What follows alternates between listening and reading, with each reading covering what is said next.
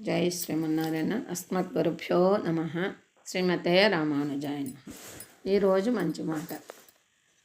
మనిషి సుఖభోగాలను అనుభవిస్తున్నంత కాలం పరమాత్మ చింతన కలిగి ఉండటం కష్టమే.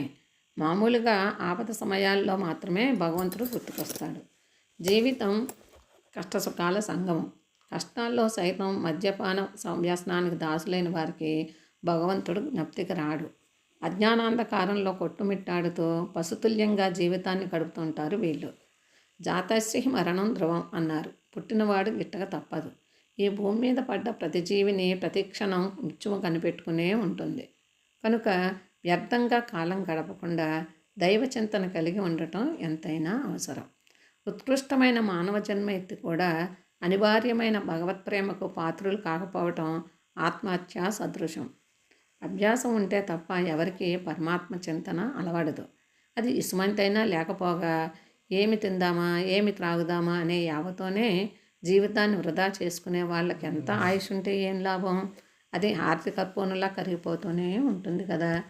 ఈశ్వరోపాసనకి పూజ ప్రార్థన ముఖ్య సాధనాలు. మన స్థూల శరీరానికి కరచరణాదులు ఎలాగో అలాగే ఆత్మకు జ్ఞానాదులు అలాంటివి. లోకంలో జనులు దేహం మీదున్న అభిమానం చేత సర్వసుఖాల్ని పొందటం కోసమే ఎన్నెన్నో ప్రయత్నాలు చేస్తుంటారే తప్ప ఆత్మానంద సుఖం కోసం కానీ సంసార బంధ విముక్తులు అవడానికి కానీ ప్రయత్నించరు. కాగా ఎవరిని ఎట్లా పీడించాలా అనే పైశాచిక ప్రవృత్తిని వంటబట్టించుకుంటూ ఉంటారు. అందువల్లే ఉత్కృష్టమైన ఈ మానవ జన్మ వ్యర్థమైపోతూ ఉంటుంది. ఆత్మను పోషించుటకు రక్షించుటకు పరమాత్మ చింతనే ముఖ్య సాధనం అనే మాట నిర్వివాదాంశం. అడగనిదే అమ్మైనా పెట్టదంటారు. అలాగే భగవంతుణ్ణి తలంచని వాణ్ణి ఆ దేవుడు కరుణించడు, ముక్తినివ్వడు. పండితులు భాగవతులు తమ గానం చేత పూజాది సత్కర్మల చేత జప తపముల చేత భగవంతుణ్ణి అనేక రకాలుగా స్తుతిస్తారు. రాజదర్శనం కావాలంటే ముందుగా భటుని దర్శించవలసి ఉంటుంది కదా. తోటలోని ఫలాలు కావాలని ఉంటే ముందుగా తోటమాలిని ఆశ్రయించాలి కదా.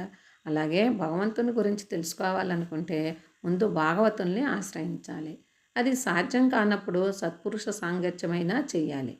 అది కూడా దుర్లభం అనుకుంటే తన దృష్ట ప్రవర్తనను తానే సరిదిద్దుకోగలగాలి. అందుకు శుభాశుభములు తెలుసుకోవాలి. అవి తెలుసుకోవాలంటే వివేకం ఉండాలి. వివేకం కలగాలంటే ముందు తను నీతిగా ఉండాలి. అందుకు విద్య అవసరం. విద్య అంటే ఆ సర్వేశ్వరుని మార్గాన్ని తెలుసుకోవటమే తప్ప పొట్టకూటి కోసం విద్యలు కావని గ్రహించాలి. ఈశ్వర చింతన యందు అభిలాష ఉంటే విజ్ఞానవంతులు అవుతారు. మనమంతా పుణ్యం కోసం నదీ స్నానాలు, గుళ్ళు, గోపురాల దర్శనం చేస్తూ ఉంటాము. ఇవన్నీ బాహ్యేంద్రియాలను శుద్ధి చేసేవే కానీ ఆత్మశుద్ధికి తోడ్పడవు. వాటన్నికంటే ముందు శుభకర్మల్ని మనం ఆచరించాలి. పరోపకారం, సత్యం పలకటం, భూతదయ, సత్సాంగత్యం, దానాదికాలు, ధర్మాలు, ఈశ్వర స్తుతి వంటి ఉత్తమ గుణాలే శుభకర్మలు అని చెప్పబడతాయి. అటువంటి శుభకర్మలను ఆచరిస్తూ నిత్యం హరినామ స్మరణతో భగవానుడు మనకిచ్చిన ఈ ఉపాధిని అంటే శరీరాన్ని, జీవితాన్ని సార్థకం చేసుకుందాము. అలా కాకుండా వ్యర్థంగా జీవితాన్ని గడిపే వాళ్ళంతా ఈ భూమి మీద నడుస్తున్న శవాల వంటి వారే. మనం ఆ కోవలకు చేరకుండా ఉందామా? జై శ్రీమన్నారాయణ. శ్రీమతే రామానుజాయ నమః. అస్మద్గురుభ్యో